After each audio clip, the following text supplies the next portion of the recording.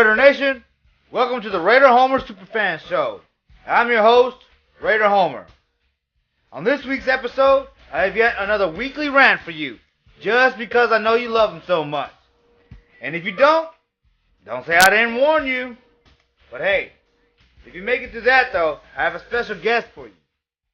Now it took a lot of quarters, but I finally got through to the president of the Silver and Black of Central Texas, Raider Luckye. And after that, I put together a highlight video of sorts. So during this week's Raider replay, we'll take a trip back to the 1990s, where we'll see a game with Heisman Trophy winners Tim Brown, Marcus Allen, and Bo Jackson. Hey, don't get your hopes up too high though.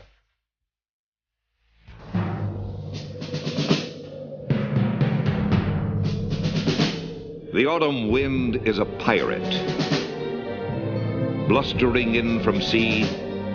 With a rollicking song he sweeps along, swaggering boisterously.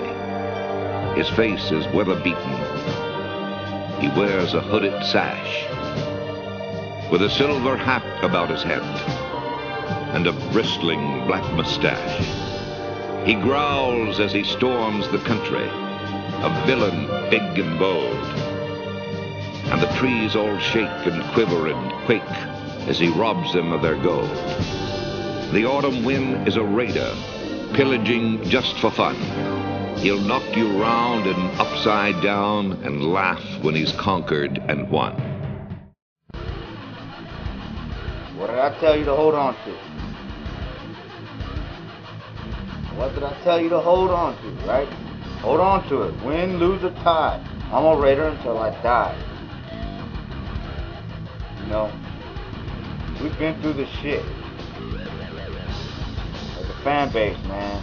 You know, we're due, man. Stay on the shit. We're fucking due, man. This season's over with. 11 draft picks, upwards of 80 million in cap space. You know, sure, we don't know where the fuck we're gonna play, but we're gonna play somewhere, goddammit. With a bunch of fucking rookies. That's for sure. Don't get punched in the mouth by a rookie team.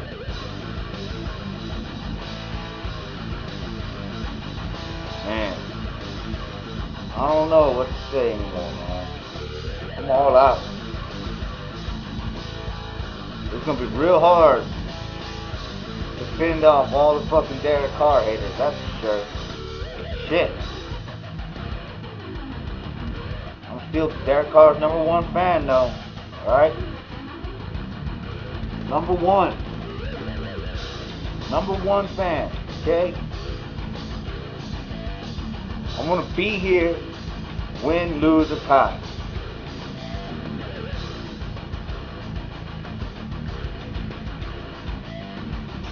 I mean, shit. I ain't got much to say on that. I mean, fuck. All kinds of turnovers. Fucking Mahomes just throwing the fucking ball up. Fucking defenders falling down. Can't make an open field tackle. Fucking rough. That was rough. You got me fucking yelling at the TV and shit. I mean, come on, man. Hit Mahomes in the goddamn mouth. Fucking Kool-Aid Man and Kermit the Frog. Fuck, how did we get beat by the Kool-Aid Man and Kermit the Frog? What the fuck? That's alright. Okay, it's good. It's good to let your anger out. Okay? Good. Stay loyal, right? Because this is where it begins, right? Loyalty. Same with the team when you fucking get kicked while you're down. Andy Reid kicked us while we were down. It's alright. We're gonna remember that shit, Andy Reid, Kool-Aid Man. Alright? Right after you choke this fucking year, and we'll come back, hopefully next year, we're gonna beat your ass. And Gruden's gonna fucking unload on you. Well, I will fucking personally write him and tell him, hey, what the fuck, Gruden? Unload on his ass. Man, I hate this. I fucking hate them. I don't hate any other team more than I hate the Ronald McDonald class fans, led by the Kool-Aid Man, Kermit the Frog. What the fuck? Fuck you. Just the way you look, man. Take that shit off. What the fuck's wrong with you? Chiefs fans, you know, they're the kind of fans that tuck the fucking jerseys in. Like, what the fuck? Man, you don't play for the team. Don't tuck your fucking jerseys in.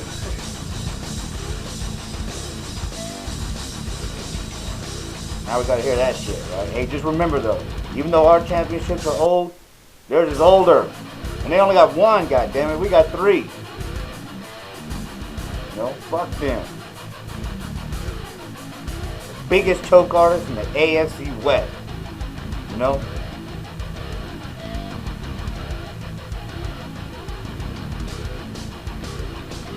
I'll tell you what though, I'm still gonna be here. I got a lot of passion for the Raiders. So much so that I wear this fucking mask and talk to a camera, hoping that somebody's listening on the other end. Because if this shit can come together the way I would like for it to, it could be fun. When we start winning, it's going to be even more fun.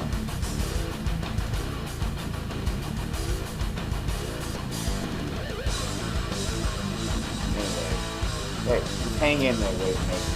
Hang in there, man. It can't get any worse. Hopefully. But I mean, we're to the point like punch us up, you know?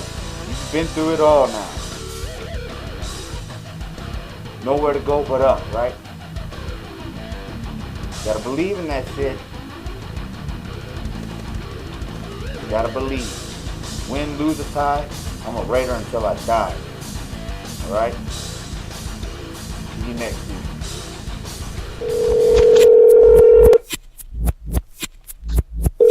Hello? Hey. Hey, what's up? Man, imagine if they end up in San Antonio. Yeah, that would be cool, man. We'll see what happens in this offseason, man. I mean, like I was saying, if they can't get a deal with any one stadium, whatever, I mean, to me, they have to just go on the road, stay on the road the whole season. Yeah. And just play at college stadiums. Like come and have a game at UT on Sunday. Ain't nothing going on at UT on Sunday. The games almost play on Saturday, so they'll turn around and have a Raider game on Sunday. Play all the big places. Go to the big house. They're in Michigan, Ann Arbor. You know, go down there to the University of Florida, Swamp. Play there. Go down to what's his name? What's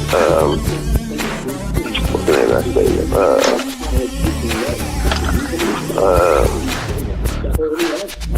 But anyway, you know what I'm saying? Like, you know, Ohio State, that's what I'm talking about. It's Ohio State, play at their stadium. I mean, Raiders do that, and we get over, man. Well, I mean, who knows what the hell they're going to do? I mean, I guess Mark Davis does, but... I mean, that's what I would do, because it wouldn't cost nothing to rent the stadium out. They would be paying way less than they are trying to give Oakland. And Oakland's trying to be all crazy with the money after they jacked the price up for this past season, crazy, and then we're willing, after this jacked up price that they gave us this past season, we're willing to double it for the next season for these clowns, and they're out, what they turn around and do is sue us and the NFL. I mean, to me, we're out of there. Like, Mark's right. How are you going to sit there and lease and pay these guys rent and stuff, and they're fucking suing you? Don't fucking make no sense. No, it's a last ditch effort, because Libby, she sided with the A's, and the A's squatted on O.co until the Raiders left, and then they left the site, and now they own Oakland. So now, you know, what can they do? They know that the A's aren't going to be at that site. You know, I'm thinking that they're just trying to get the money back from Mount Davis, right? You know, but other than that, they're just being dumb. They're being dumb because the whole premise of us coming back to Oakland was that the city of Oakland was supposed to build us a brand new football-only, our old stadium. Yeah. That was the clinching deal caveat that got the Oakland to leave Los Angeles and come back there instead of going somewhere else in California. That was the reason why we originally came back to Oakland. You know, plus we wanted to come home anyway, but I'm just saying that was the thing that broke the back that made Al Davis go, okay. Remember, we were going to be the Irwindale Raiders there for a minute. Irwindale, remember they Al $20-something million? Nah, I don't really remember all that, man. I remember him trying to get into Carson. They gave out $26 million, something like that. Crazy money. They broke ground. They leveled all these trees, all this shit, because it was in Irwindale, California. It was the rubber. And they put stuff down. They poured down the concrete. They were building a stadium. And then I said, nah, I'm going to Oakland. Going back to Oakland. Let those guys paying. That sounds like Al Davis.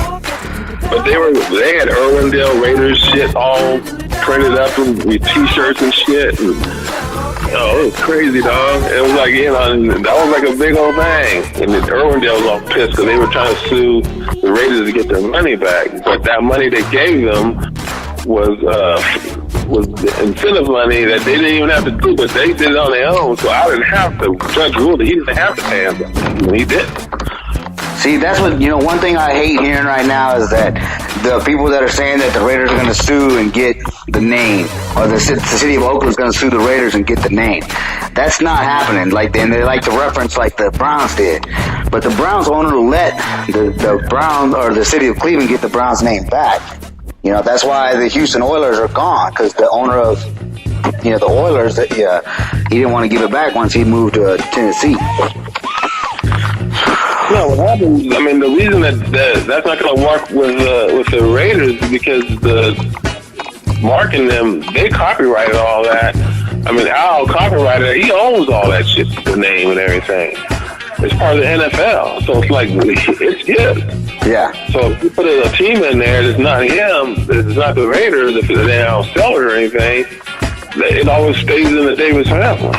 So it goes where they go. So whatever they want to do with it. The Cleveland Browns and stuff, they didn't have that type of thing. The Cleveland Browns, even though they're one of the original teams, and that's what made them. That's why the judge ruled that way, because they're original NFL. So when he tried to move in the middle of the night like they did, the same thing with the Colts. Not the Colts, but the Oilers and stuff, when they were leaving and everything, instead of fighting it because they could have claimed that as their home shit, then that's why, because they come under new ownership.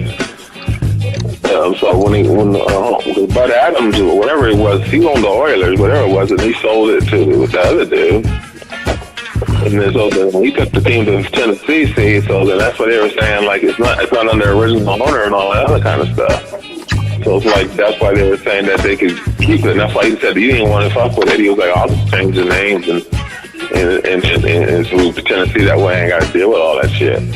The Browns, that mayor, man, he was a former lawyer. He jumped on it quick and shit. And he took them guys to school on that shit. And that's it. He represented the city of Cleveland in the courtrooms, because he's the mayor too, and he represented them, and he laid all that shit down like that with the Browns being an original NFL and all that stuff.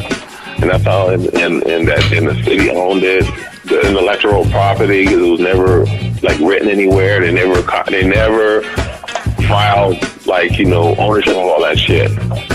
Then all these teams have done all that shit, to protect them, just in case in the future something happens that they'll be able to own their shit. And the Raiders did the same shit. So that's why I was saying to myself, how these guys, they can't fight on the same thing that the Browns did, because once the Browns won, the other teams were all like, fuck that. We follow our shit. We're going to have our shit so that these mugs can't do that shit to us. So. Yeah, I mean, it's not happening. That lawsuit is just ridiculous, man. It's just the last,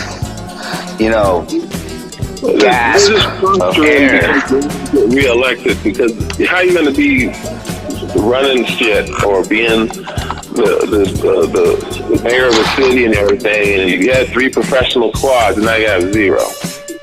All of them gone. They all booked up. And you even got Marshawn Lynch, showing up in City Hall saying, "Hey, you lost everybody. Let's keep the A's." Like, man, that's sad, dude. I know. I feel bad for the Oakland fans, dude, because, Oakland was badass, dude. Those fans are diehard, but at the same time, you're paying a damn state tax. Why not pay the extra tax to keep your fucking team and build a stadium? Like, when I went there to the Bay, I'm paying $1 in tourist tax everywhere I go. You're taxing the shit out of everybody. Why even argue about taxes? Just pay the damn taxes and build them a stadium. Yeah, I said the same thing, but see, they never foreseen all this coming. They should have been doing that tax and stuff and building a war chest and ready to get that stadium built. As soon as the Raiders even came back, when the Raiders were gone that whole time, they should have been doing that, anticipating the Raiders coming back, and then being able to get the money to do what they said they were going to do.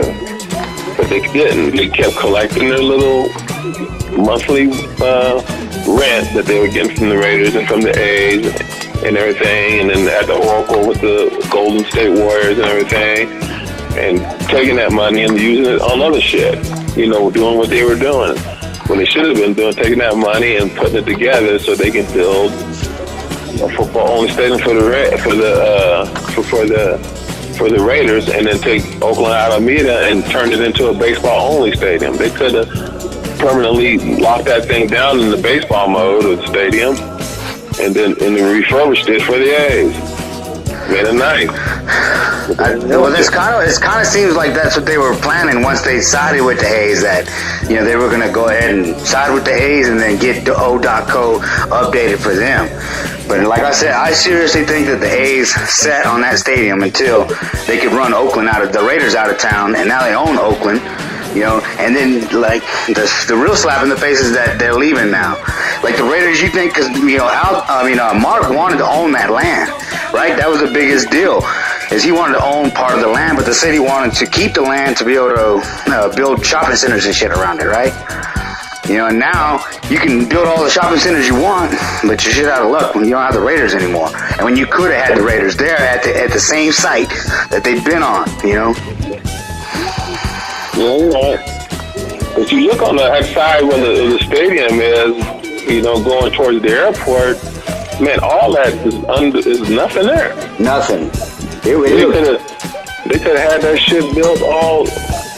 That's why I couldn't understand what they were doing. It's like they kept saying they don't have the land and space and all this shit. I'm like, what the fuck are you talking about?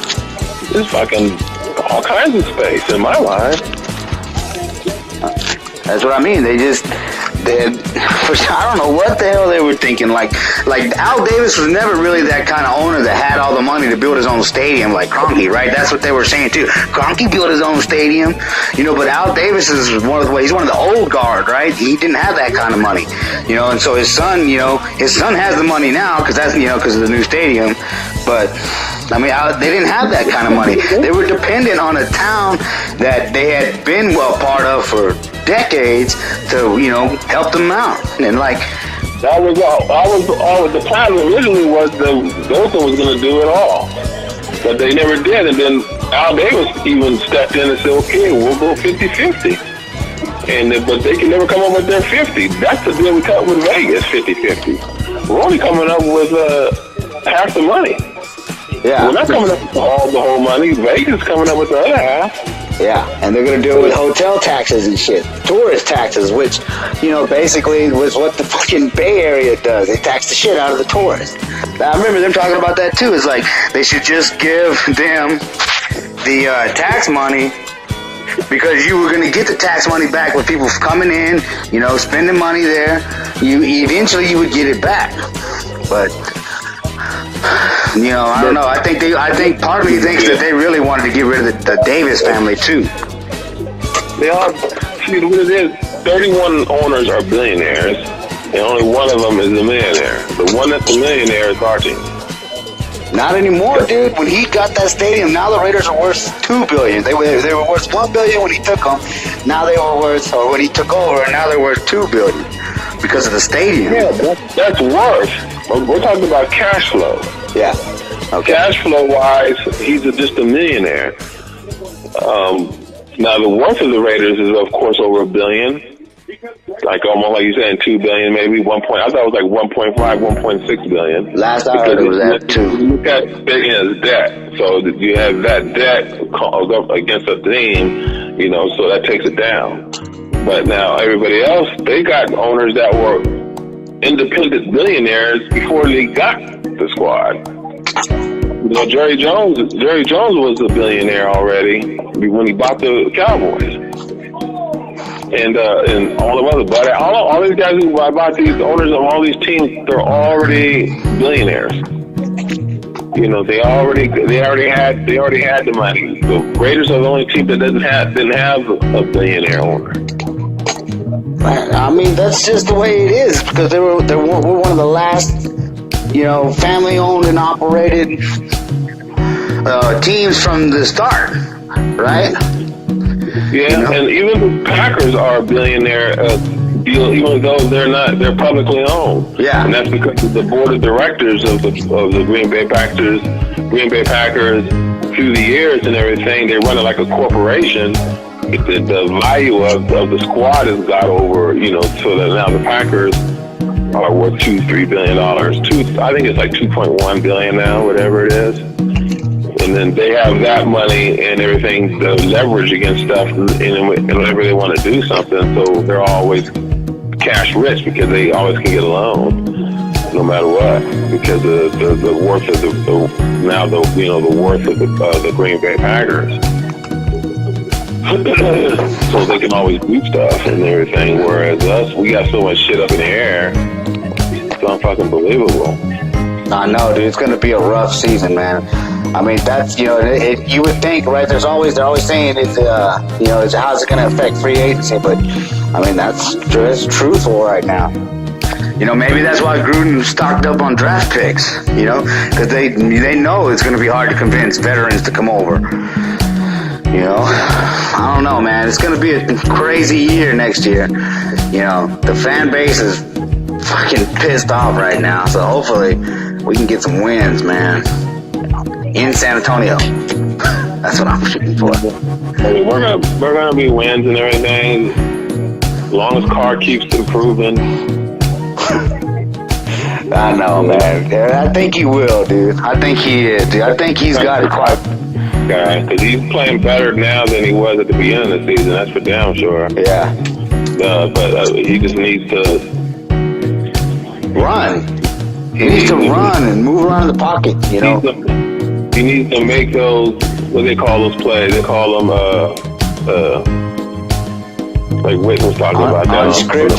Unscripted. That's right. When the shit when you go off script, he has to make off script plays. Yeah, I know. That's his biggest weakness. When on script and shit is working and everything he's good. Then when you're off script, what can you do? That's what Goff is fucking up now, because when they were on script and the people couldn't figure them out, and the Rams out and everything, they were doing good. Now they're on the Rams. Don't take long. Like I tried to explain to you before, that 2016 season, that first half of the season, we surprised everybody. Even the coordinators didn't know anything. But then towards the middle of the season, now they all had tape on us. They were able to get Carr off script. So that second half of the season, you can see all his numbers drop dramatically. Yeah. But he hit such a banner first half when you put all the numbers together. At the end of the season, everybody's like, oh, he had a great year. I always tell everybody, no, he had a great half year. But then when everybody got onto him, and then he started doing like he's doing. He acting like Carr. He needs to come off. He needs to make those off-script plays, just like just like what I was saying. He does not make off-script plays. When he can pull that into his repertoire, he'll be devastating. I mean, like I said, he can do everything that Mahomes can do. He just doesn't have the confidence and the ability to do it. And Mahomes is a second-year guy, and Wilson's a fifth-year dude. Really, Mahomes this is like his rookie year because he didn't play last year. He rode the bench. But now he's out there and everything, and Carr is a 5-year starter, and he's getting outplayed by a guy who's. Now, hold on, but you got to use your logic that you just said, right? When it comes to Mahomes, right? Carr, they finally got some tape on him, and they started to figure him out, right? And so what did he have to do? He had to make his adjustments, right? That's why you see him putting a little bit more touch on the ball, right? And so that's at the beginning of the year, that's why he was missing so bad, because he was putting too much touch on the ball, and he was still having to get used to that. He stepped up, like he beat their understanding of his game, like he got over that. Now Mahomes, right?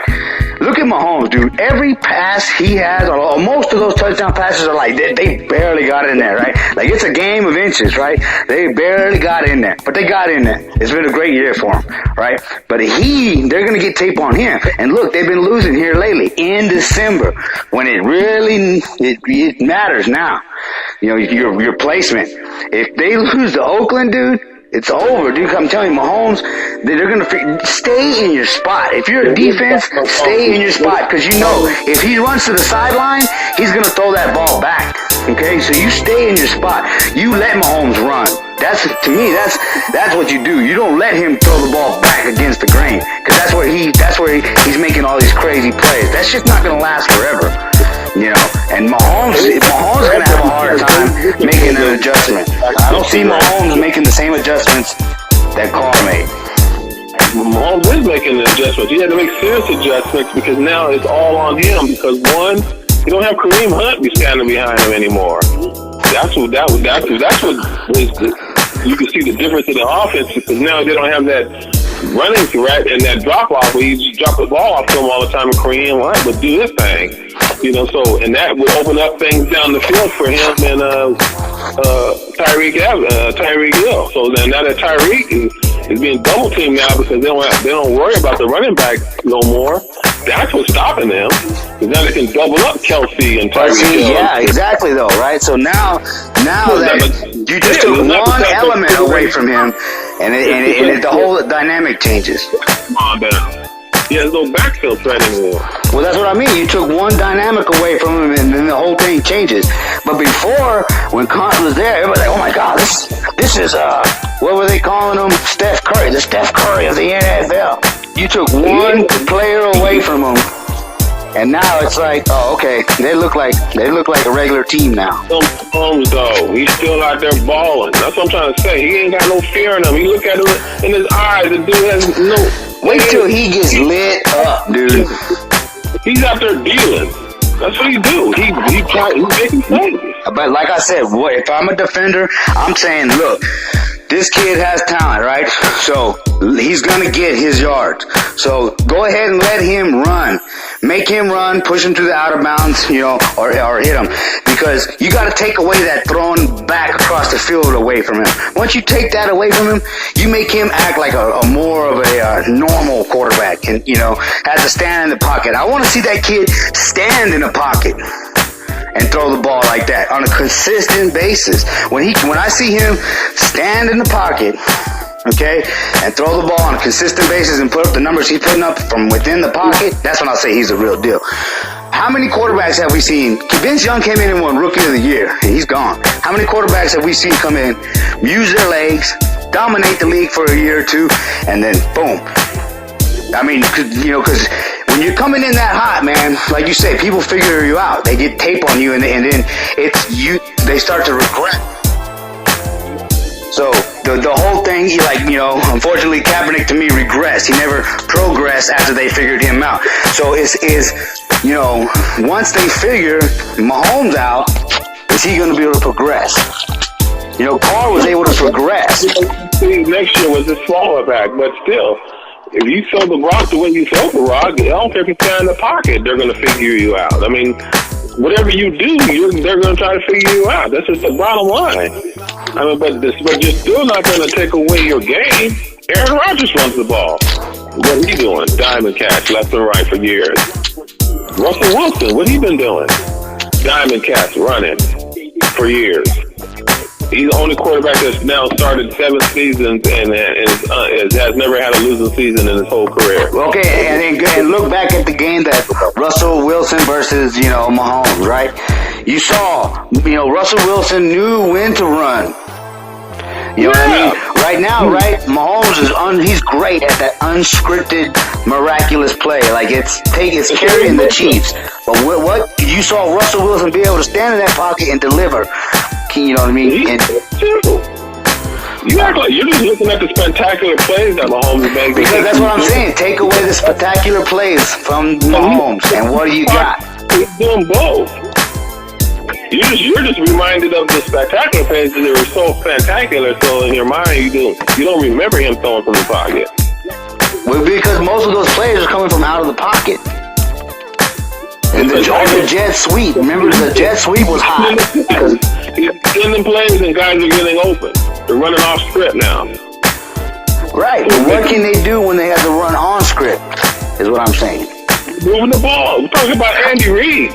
You talking about Andy Reid don't know how to call plays and make plays, man? Man, I'm just saying he seems to fizzle in December, and it seems like they're starting to slow down in December because, like you say, they're starting to get tape on Mahomes. And if you notice, right, that the last game the Chargers were waiting. They were kind of like waiting. You saw them just not go too far across the field. They kind of trailed, knowing that Mahomes likes to throw back. That's right, but then he learned from it. He's still diamond cat. Like I said, what slowed him down also is, like I said, because they can now try to contain him in the pocket because of the fact that you don't got Kareem Hunt standing there anymore. With Goff, the same thing with him. With what's his name, Gurley getting hurt and shit. Now everybody's looking at him. They really can concentrate on him, and that's why he's been like not that good these past 3 or 4 games that Gurley's been out. And look, and Carr has no help, and that's what I'm saying. Carr has no help, and this year, even though he's been losing the ball, fumbling the ball out when he's getting hit, he's still putting up that type of MVP type numbers. Not wins, but numbers. That's what I'm saying. We've all seen Carr progress once the league figured him out. We've seen him overcome that. Huh? You don't have MVP numbers. No. He had his numbers mirror his MVP run from 2016. Yes, they do, except for touchdowns, and he has less touchdowns and more sacks. But the completion percentage, the completion, the yardage, all that mirror. Touchdowns, way more sacks, and what do you call it? Way less yards. I'll send you the picture. I'm telling you. But Look at Aaron Rodgers right now. Aaron Rodgers, this is the down season for him, right? And homeboy's at 64%, whatever his completion rate. He's at 4,200 yards passing. He's got 25 touchdowns, only 2 interceptions. But Aaron Rodgers, he ain't that good this year. Something wrong. Anybody else, that's like banner year. You're like, holy shit, man, he's killing MVP candidate. No, I'm just saying, Carr, his progression is visible. Touchdown, please. 16 games already. Yeah, but dude, there's who is there to throw to? And don't bring up, they traded Cooper, because Cooper's inconsistent, dude. All right, name one elite wide receiver Derek Carr's ever had. Wait a minute, who's Brady throw to? Exactly, that's what I'm saying. But Carr is that kind of player, even though it doesn't look like it. Like I said, we're not really passing the eye test. But if you look closely, it's there. There is evidence of progression. To me, say that that's any quarterback can. You surround the quarterback with great talent, he's going to produce. Yeah. But you're paying him $25 million so we can surround him with great talent so he can produce. But how much of the Broncos? See, I'm tired of hearing all that, right? Because everybody is like, Mac. People are like, Mac has too much money, and then defenders are like, well, he deserves that money, and then like Carr's getting paid too much money. Well, Carr doesn't deserve that kind of money, dude. Carr is carrying the Raiders more than Mac is carrying the Bears. Like, Mac got help. Carr has no help. Like, no help, dude. And still, the dude is carrying the Raiders. Yeah, I mean, the ball's in the air all the time. You're supposed to do what you're doing. You're supposed to carry the squad. You're supposed to be the man. You're the focal point. well, he's doing his job. That's what I'm saying. You build around him, and it's going to be a completely different season. It's going to be more like that 2016, except that Gruden is going to know how to, probably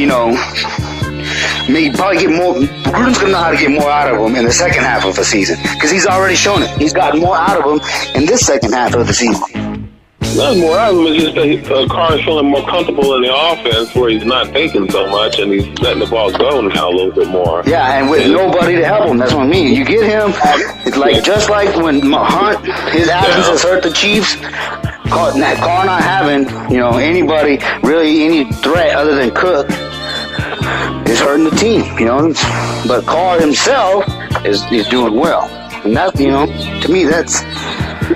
He's just as good as any quarterback in the league. He's just not as hot as Mahomes is right now. Mahomes is just chunking up the ball, and everything keeps landing for him. All I'm saying is, you put Mahomes on the Raiders, he'll be doing the same shit he's doing there. You put Carr on the Chiefs, and he'll be doing what he's doing on the Raiders. Nah, you put Carr on the Chiefs with Andy Reid. Andy Reid likes Derek Carr. He's already said that. You put Derek Carr on an offense like the Chiefs. Sure, he'll play. His plays will be Andy Reid position is stacked, but we'll let shit break down and see what happens. He'll be fucking the ball, throwing it up crazy, fumbling it, getting it stripped. I mean, it's hard to argue that, dude. I mean, Derek Carr needs to run the ball. That's what you can't. Plays ain't gonna fix all that shit. That's what makes me mad about Carr, is that when shit goes bad, shit goes left, he fucking cowers. If he's a great quarterback when shit's on script, but I'm looking for him to do shit off script. I'm looking for him to do shit when shit don't go his way. That's what I'm looking for in him. I mean, I can't argue that. $25 million gets you that guy. You're that dude. That's why Aaron got the money he got, because he's that dude. He's that dude. So I want Carr to be that dude. When they come to town, the Raiders, other opposing team is like, man, that fucking Carr, man, we got stock in. That motherfucker's gonna kill us. No one says that shit about us. No, They were, though. I mean, this is the NFL. It's what have you done for me lately, dude? But Derek Carr was that quarterback. They never said that shit when the Raiders come to town.